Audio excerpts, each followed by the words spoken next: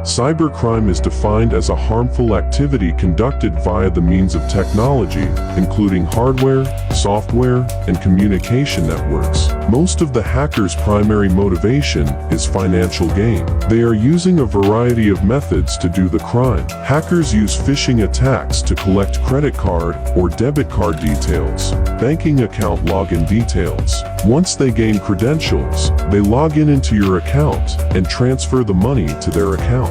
They also use attacks like ransomware on the entire organization. The common forms of cybercrime includes phishing, malware, hacking, child pornography, data breach, identity theft, online fraud, and group. Perkenalkan, nama saya Maharani Saha dengan NIM 13122000355. Di sini saya akan mereview satu kasus tindak pidana cyber yang pernah terjadi di Indonesia pada tahun 2022. Di sini saya akan mereview satu kasus yang pernah terjadi di Indonesia pada tahun 2022, yaitu kebocoran data My Pertamina di tahun 2022 saat privasi publik dijual di forum gelap. Privasi adalah hak, tapi bagaimana jika pribadi kita, nama, nomor KTP, alamat hingga informasi kendaraan tersebar di internet dan dijual murah kepada forum gelap? Itulah yang terjadi pada kasus kebocoran data pada aplikasi My Pertamina 2022.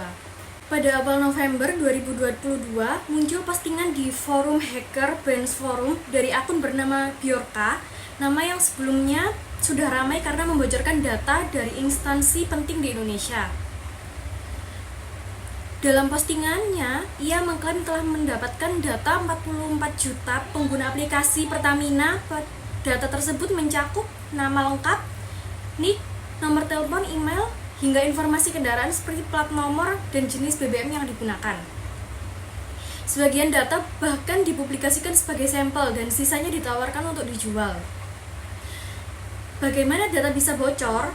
Belum ada penjelasan resmi yang detail, namun diduga kuat sistem keamanan cyber dari server My Pertamina belum memandai, terutama karena aplikasi ini berkembang cepat seiring implementasi subsidi BBM yang berbasis registrasi.